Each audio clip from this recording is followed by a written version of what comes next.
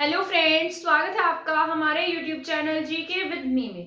जैसा कि आपको पता है, हमने हरियाणा जीके की सीरीज शुरू की है।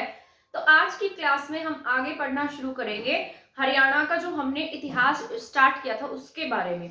जैसा कि आपको पता है, प्राचीन इतिहास के बारे में हम पढ़ चुके हैं।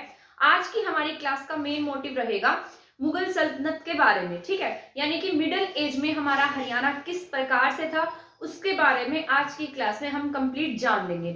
मैंने आपको इससे पहले वाली क्लासेस में पूरा का पूरा इसकी थ्योरी के बारे में बता दिया था कि किस तरीके से हमारे यहाँ पर गजनवी के आक्रमण हुए और उसके बाद में हमारे यहाँ गोरी के आक्रमण हुए।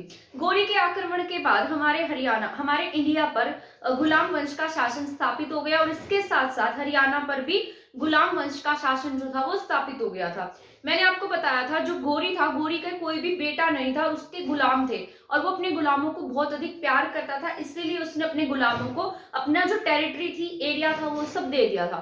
उसके बाद उसके जो गुलाम थे उन्होंने इंडिया पर शासन स्थापित किया। उनमें से एक था जिसका नाम था, सबसे पहले मैंने यहाँ लिखा है कुतुबुद्दीन ऐबक, ठीक है। तो सबसे पहले जिसने शासन किया उसके 4 गुलामों में से उसका जो प्रिय गुलाम था जिसका नाम था कुतुबुद्दीन ऐबक। तो कुतुबुद्दीन ऐबक का इंडिया पर शासन स्थापित हुआ और इसके साथ साथ हमारे इंडिया में गुलाम वंश की नींव रखी गई। तो उसी के बारे में आज हम जानेंगे। जैसा कि मैंने लिखा है कुतुबुद्दीन ऐबक। कुतुबुद्दीन ऐबक का जो टाइम पीरियड था वो हमारे यहाँ पर ज्यादा नहीं रहा, इंडिया में बहुत ज्यादा नहीं रहा। वो केवल 4 साल तक उसने हमारे यहाँ शासन किया और बाद में उसकी डेथ हो गई थी, ठीक है। तो सबसे पहले यहाँ पर कुतुबुद्दीन ऐबक मैंने लिखा है। कुतुबुद्दीन ऐबक का जो टाइम पीरियड था वो हमारे यहाँ 1206 से 1210 के आसपास तक था, क्योंकि 1210 में उसकी मृत्यु हो जाती है, ठीक है। तो सबसे पहले कुतुबुद्दीन ऐबक 1206 से 1210 यहाँ पर दिल्ली का जो प्रथम मुस्लिम शासक था वो कौन बना था? कुतुबुद्दीन ऐबक बना था। क्योंकि हमारे यहाँ पर इससे पहले जो मुस्लिम संप्रदाय के लोग थे वो आए थे और धन लूटकर यहाँ से चले गए थे। उन्होंने हमारे यहाँ पर शासन स्थापित नहीं किया था। तो कुतुबुद्दीन ऐबक पहला मुस्लिम शासक था जिसने हमारे इंडिया पर शासन स्थापित किया, ठीक है। कुतुबुद्दीन ऐबक का हरियाणा में बहुत अधिक नाम सुनने को नहीं मिलता है, क्योंकि इतना तो ये जीवित ही नहीं रहा, इसने यहाँ पर बहुत अधिक काम ही नहीं किए। बस 1-2 छुटपुट लड़ाइयों में इसका नाम देखने को मिला था। जैसे तेजपाल के साथ इसने लड़ाई की थी तो वहां पर इसका नाम आता है, और तब ये गोरी की सेना की तरफ से हमारे यहाँ पर लड़ रहा था, ठीक है। और जब इसका यहाँ पर शासन स्थापित हुआ तब यहाँ पर इसने बहुत अधिक काम नहीं किया और कुछ समय बाद ही इसकी मृत्यु हो गई। तो 1206 से 1210 तक कुतुबुद्दीन ऐबक का जो टाइम पीरियड है वो इंडिया में रहा। इंडिया के साथ साथ छुटपुट एरिया में इसने यहाँ पर हमारे जो भी रेवाड़ी की तरफ का जो एरिया था वहां पर हमारे जो शासक थे उनको हराने का काम किया था। तो ऐबक ने अपने नेतृत्व में मेवात के राजा हेमराज, अब मैंने आपको बताया था जो ऐबक है, ऐबक किसकी सेना की तरफ से लड़ने आया था? गोरी, मोहम्मद गोरी की सेना की तरफ से लड़ने आया था। और इसने हमारे यहाँ पर किसके साथ में लड़ाई लड़ी थी? हेमराज के साथ। हेमराज मेवात की तरफ एक्टिव थे, सॉरी मैंने रेवाड़ी की तरफ ये मतलब हेमराज नहीं थे, ठीक है। तो यहाँ पर इन्होंने, वहां पर तेजपाल थे और मेवात में कौन थे? हेमराज। रेवाड़ी में तेजपाल थे और मेवात में हेमराज थे, ठीक है। तो ऐबक ने अपने नेतृत्व में मेवात के राजा हेमराज के साथ में लड़ाई लड़ी और वो हेमराज जो थे वो वीर गति को प्राप्त हो गए। और उसके बाद में जो ऐबक है उसने अपना यहाँ पर शासन स्थापित कर लिया। अब ये दिल्ली सल्तनत के पास था और दिल्ली के पास हमारा हरियाणा था। हरियाणा, यूपी, ये सभी एरिया टेरिटरीज के साथ में लगती थी। तो पूरा का पूरा उत्तर भारत इनके अधीन हो जाएगा। इसके बाद ऐबक की मृत्यु के बाद क्रमशः, मैंने आपको बताया था जो ऐबक है, मैं आपको बता देती हूँ कि जो ऐबक है, ऐबक का आगे जो ये इल्तुतमिश है ये भी गोरी का ही गुलाम होगा। बाद में इल्तुतमिश क्या बन जाएगा? आगे सल्तनत में क्या बन जाएगा? ये वहां का शासक बन जाएगा, ठीक है। तो यहाँ पर ऐबक की मृत्यु के बाद क्रमशः इल्तुतमिश तथा रजिया सुल्तान का हरियाणा पर शासन रहा। मैं आपको बताती हूँ, इनमें से हमारे हरियाणा पर जिनका ज्यादा एरिया मतलब ज्यादा इफेक्ट देखने को मिलेगा उसमें से एक तो ऐबक है। ऐबक के बारे में हमने इसलिए पढ़ा है क्योंकि जो ऐबक है उसने किसको हराया था? हमारे यहाँ मेवात के आसपास इसने लड़ाइयां लड़ी थी। इसके बाद बात करते हैं इल्तुतमिश की, और इल्तुतमिश का भी नाम इसलिए लिया जाता है क्योंकि हमारे हरियाणा में एक्टिव रहा था, हांसी को इसने इकता बनाया था। इसके बाद इसकी बेटी हुई रजिया सुल्ताना, उसने यहाँ पर शासन किया। उसके बाद एक और शासक आएगा जिसका नाम है नसीरुद्दीन। नसीरुद्दीन के बारे में हम इतना नहीं जानेंगे क्योंकि उसका हमारे हरियाणा पर बहुत अधिक बोलबाला नहीं रहा था। उसके बाद बलबन आएगा, और बलबन को हम इसलिए पढ़ेंगे क्योंकि उसका मेव जाति जो थी हमारे मेवात में, उनके साथ में मतलब जो कॉन्फ्लिक्ट है वो होगा, युद्ध वगैरह होंगे, ठीक है। ऐबक की मृत्यु के बाद क्रमशः कौन बनेगा? इल्तुतमिश। इल्तुतमिश बनेगा 1210 से 1236 तक ये रहेगा। 26 ईयर तक क्या करेगा? यहाँ पर ये शासन करेगा। ठीक है, तो इसका शासन भी बहुत अधिक रहेगा और इल्तुतमिश जो है वो बहुत अच्छे से शासन करेगा। जो ऐबक था वो तो थोड़े टाइम पीरियड के लिए रहा था। इल्तुतमिश बहुत समझदार इंसान होगा और ये क्या करेगा, जो चालीसा होता है, चालीसा का गठन करेगा और खलीफा है, इनका जो सबसे बड़ा पद होता है खलीफा, वहां से क्या लेगा? परमिशन लेगा। वहां एक परमिशन, इस तरीके से परमिशन लेटर भिजवाएगा और उस पर लिखा होगा कि क्या मैं यहाँ भारत में खाली एरिया पड़ा, यहाँ मैं शासन कर सकता हूँ। तो खलीफा जो होगा उसको परमिशन दे देगा और ये यहाँ का क्या बन जाएगा? शासक बन जाएगा। तो इस तरीके से वहां का भी ये फेवरेट हो गया और ये चालीसा का गठन करेगा। चालीसा के गठन करने के साथ साथ उनकी रिस्पेक्ट करेगा, उनकी बात मानेगा, उनकी राय लेगा, तो उनका भी फेवरेट हो जाएगा। तो इस तरीके से जो उसके काम करने का तरीका था वो बहुत अधिक अच्छा था, हम ऐसा कह सकते हैं। ठीक है, तो इल्तुतमिश का जो टाइम पीरियड है वो भी अच्छा रहा। तो इसका मतलब जो इल्तुतमिश है उसने हमारे यहाँ पर बहुत ज्यादा अच्छा काम किया है। ठीक है, मतलब इसने हमारे यहाँ अधिक काम किया। और इसके बाद ये जो इसकी बेटी है रजिया सुल्ताना, वो क्या बनेगी? हरियाणा की शासिका बनेगी। अब मैं आपको बता देती हूँ कि इसने अपनी बेटी को शासिका क्यों बनाया, क्योंकि उस समय में इतनी कंडीशंस अच्छी नहीं थी और कोई भी महिला क्या होती थी? शासिका नहीं बनती थी। इसका एक बेटा था और उसकी डेथ हो गई थी। उसकी डेथ के बाद में इसका कोई भी काबिल बेटा नहीं बचा, तो इसने सोचा कि मैं अपनी बेटी को क्या बना देता हूँ? शासिका बना देता हूँ। तो इसने अपनी जो गद्दी थी वो किसे दे दी? अपनी बेटी को दे दी, जिसका नाम क्या था? रजिया सुल्ताना। ठीक है, इसके बाद यहाँ पर इन दोनों के काल में लाहौर तथा भटिंडा के विद्रोह हुए। किसके विद्रोह हुए हैं? इन दोनों के समय में। भटिंडा का विद्रोह तो जो रजिया सुल्ताना है उसके समय में होगा, और किसके विद्रोह हुए? लाहौर के और भटिंडा के। ठीक है, तो आपको याद रख लेना है। इल्तुतमिश के शासनकाल में हरियाणा क्षेत्र पर पंजाब के प्रशासक कुबाचा, अब मैंने आपको बताया होगा पहले वाली क्लास में, मैंने आपको बताया था कि यल्दोज, कुबाचा, ऐबक और इल्तुतमिश ये 4 गुलाम थे। ठीक है, गोरी के कितने गुलाम थे? 4 गुलाम थे। इन चारों गुलामों में से पहला था ऐबक। ठीक है, तो पहला जो ऐबक था वो तो क्या बन गया था? यहाँ पर शासक, ये इसने यहाँ पर शासन कर लिया था और इसकी डेथ भी हो जाएगी। इसके बाद कौन बनेगा? इल्तुतमिश। अब इल्तुतमिश की और इन सबकी लड़ाई होगी। ठीक है, इल्तुतमिश क्या है? यहाँ पर अब शासन कर रहा है, कहाँ पर? दिल्ली में। ठीक है, इसके साथ साथ जो इसके 2 और थे, कुबाचा और यल्दोज, ठीक है, उन दोनों के साथ में भी क्या होंगी? अब इसकी लड़ाइयां होंगी। तो यहाँ पर यही लिखा है मैंने, इसका क्या होगा? इल्तुतमिश के शासनकाल में हरियाणा क्षेत्र पर पंजाब के प्रशासक कुबाचा और गजनी के शासक यल्दोज, जो ये यल्दोज है ना, ये क्या करेगा? ये यहाँ से चला जाएगा। ठीक है, जब ये मतलब ये जो गोरी चला गया था अपनी सेना लेकर और इनको यहाँ की टेरिटरी दे गया था, तो उसके बाद में यल्दोज भी कहाँ चला गया? गजनी में चला गया। और कुछ समय के बाद पता नहीं इसको क्या कीड़ा उठा, ये वापस उठ के भारत में आ गया। ठीक है, और इसने किसके साथ में लड़ाइयां लड़ी? इल्तुतमिश के साथ और कुबाचा के साथ। यल्दोज पहले किसके साथ लड़ाई लड़ेगा? कुबाचा के साथ में लड़ाई करेगा, क्योंकि इल्तुतमिश तो बहुत पावरफुल इंसान है, दिल्ली में शासन कर रहा है। तो यल्दोज कहाँ जाएगा? जो कुबाचा है वो सिरसा के एरिया के आसपास शासन कर रहा होगा और ये यल्दोज कुबाचा के एरिया पे क्या करेगा? आक्रमण करेगा। ठीक है, तो ये कुबाचा भागा भागा कहाँ जाएगा? इल्तुतमिश के पास, और इल्तुतमिश की सहायता से ये यल्दोज को भगा देंगे। ठीक है, हरा देंगे इसको। तो ये कुबाचा जो है वो क्या हो जाएगा? यहाँ पर फ्री हो जाएगा। अब ये सोचेगा, जो कुबाचा है वो सोचेगा कि अब तो पूरी टेरिटरी खाली हो गई है, सिरसा का जितना भी एरिया है वो क्या हो गया? यहाँ पर खाली हो गया है। अब मैं यहाँ पर स्वतंत्र क्या कर सकता हूँ? शासन कर सकता हूँ। और ये यहाँ पर अपने आप को क्या कहेगा कि मैं तो स्वतंत्र हूँ, दिल्ली में कोई भी टैक्स देने की जरूरत नहीं है, जितना टैक्स है वो आप मुझे दीजिए, मैं ही आपका शासक हूँ। तो इस तरीके से ऐसी ऐसी बातें कहेगा जिसकी वजह से इल्तुतमिश को क्या लगेगा? बुरा लगेगा। और इल्तुतमिश क्या करेगा? कुबाचा को मार देगा और कुबाचा के साथ में युद्ध करेगा। युद्ध करने के बाद कुबाचा हार जाएगा और कुबाचा क्या कर लेगा? अपना सुसाइड कर लेगा। उसको ये बात इंसल्टेड फील होगा कि मेरे साथ में इसने लड़ाई लड़ी और मैं हार गया, और इसके चलते जो कुबाचा है वो क्या कर लेता है? सुसाइड कर लेगा और यहाँ पर इसका भी पत्ता खत्म हो जाएगा। ठीक है, अब यहाँ पर हम पढ़ लेते हैं। कुबाचा ने सिरसा के क्षेत्र पर अपना अधिकार स्थापित कर लिया, परंतु शीघ्र ही यल्दोज ने, ठीक है, अब यहाँ पर क्या है? यल्दोज ने कुबाचा को हराकर सिरसा का क्षेत्र अपने अधीन कर लिया। अभी यही बात मैंने आपको बताई थी कि जो कुबाचा है वो किसकी सहायता से? इल्तुतमिश की सहायता से यल्दोज को हरा देगा। ठीक है, इसके बाद तराइन के तीसरे युद्ध में अब जो ये यल्दोज है ये फिर से कहाँ जाएगा?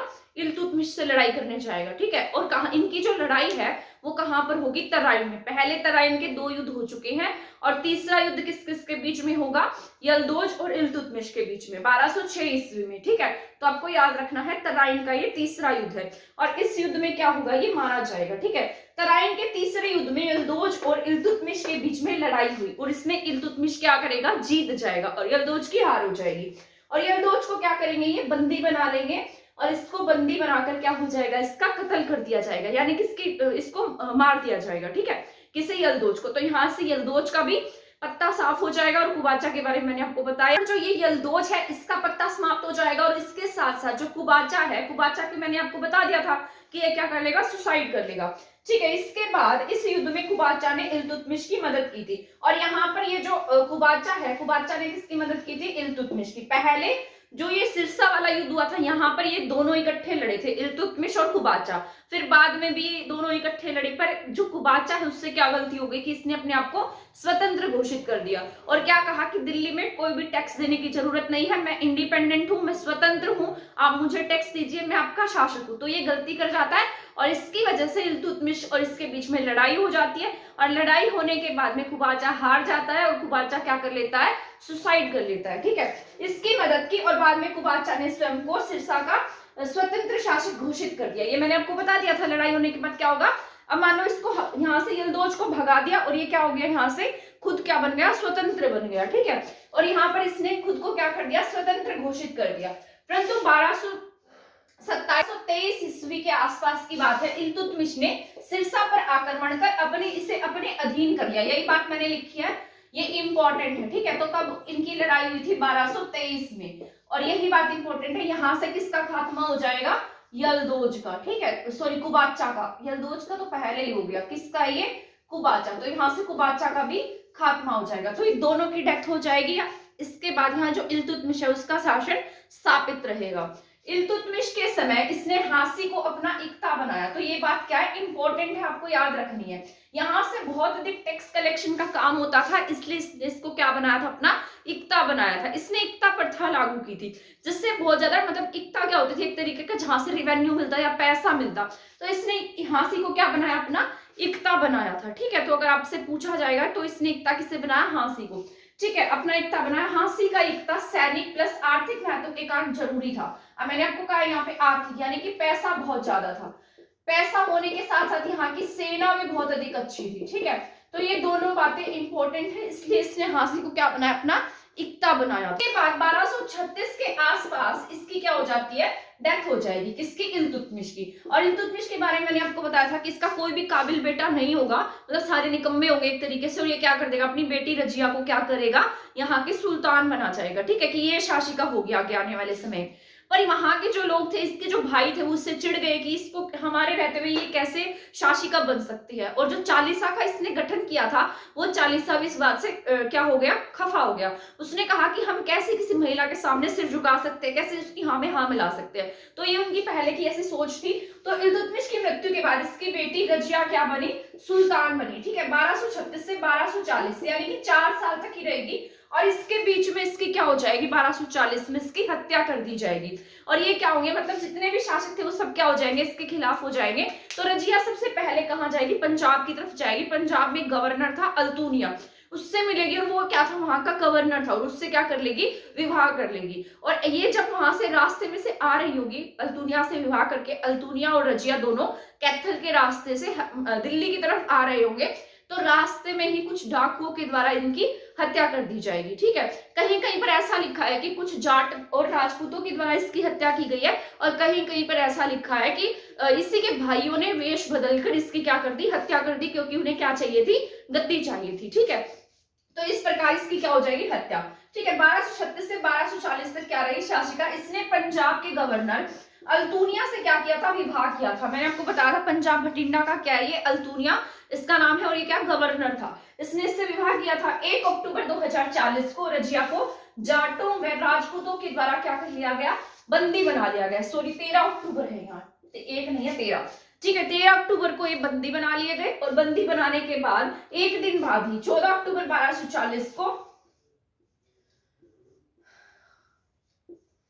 और एक दिन बाद 14 अक्टूबर 1240 को दोनों का कैथल में क्या कर दिया गया, कत्ल कर दिया गया। ठीक है, तो ये बात आपको बहुत ज्यादा याद रखनी है क्योंकि ये आपके हरियाणा से रिलेटेड है और ये क्वेश्चन बहुत बार एग्जाम में पूछा भी गया।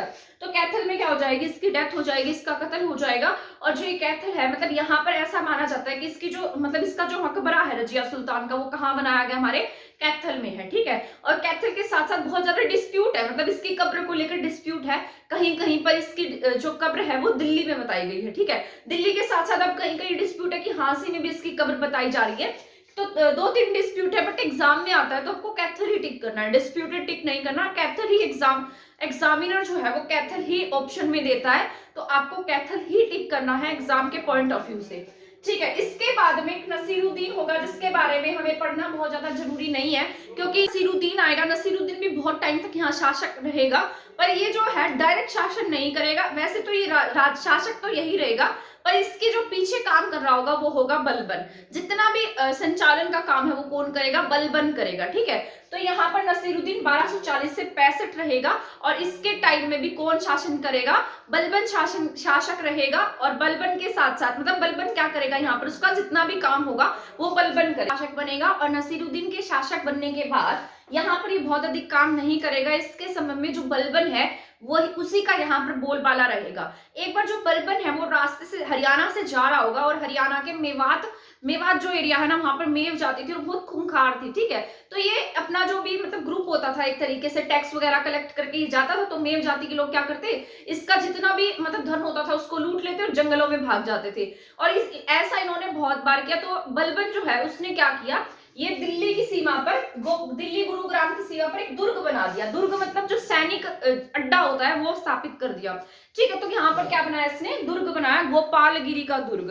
कहाँ पर बनाया था, दिल्ली और गुरुग्राम की सीमा पर बनाया। और यहाँ पर एक तरीके का सेना अड्डा स्थापित किया, जिसके बाद में मतलब इसलिए बनाया गया था ताकि जो मेव जाति के लोग हैं वो क्या करें, यहाँ पर डर कर रहे।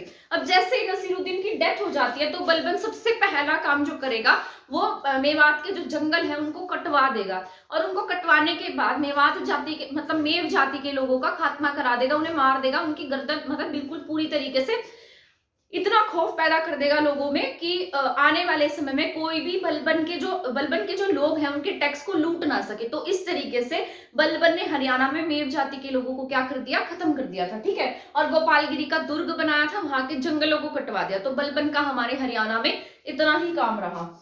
बलबन 1265 में बना था, ये भी लगभग 20 साल तक शासक रहेगा। इसने शक्तिशाली मेव जाति को क्या किया, खत्म करने के लिए मेवात के जंगलों को कटवा दिया। यही बात मैंने अभी आपको बताई है। बलबन के बाद दिल्ली सल्तनत पर खिलजी वंश का शासन स्थापित हो गया। इसके बाद कोई छुटपुट एरिया मतलब छुटपुट शासक रहे होंगे और इसके बाद में कौन आ गया, खिलजी वंश आ गया हरियाणा में। इंडिया में कौन सा वंश स्थापित होगा, खिलजी वंश। उसके साथ साथ हरियाणा में भी इसका असर देखने को मिलेगा। पर खिलजी वंश जो है वो हमारे हरियाणा में बहुत ज्यादा एक्टिव नहीं है, कोई एक आधी मजार ही है जो हम खिलजी वंश के टाइम की हरियाणा में पढ़ते हैं। उसके बाद हम पढ़ेंगे तुगलक वंश के बारे में, तुगलक वंश के बारे में। तुगलक वंश के बारे में हम जानेंगे, उसमें फिरोज शाह तुगलक ने हमारे हरियाणा में बहुत अधिक काम किया और वो हमारे एग्जाम के पॉइंट ऑफ व्यू से बहुत ही ज्यादा जरूरी है। कल की क्लास में आपको बताऊंगी खिलजी वंश के बारे में और उससे नेक्स्ट क्लास में हम पढ़ेंगे तुगलक वंश के बारे में। आई होप ये क्लास आपको पसंद आई होगी। अगर आपको ये क्लास पसंद आई है तो आप हमारे वीडियो को शेयर कर सकते हैं, चैनल को सब्सक्राइब कर सकते हैं और हमारे चैनल के साथ बने रहिए। थैंक यू, धन्यवाद।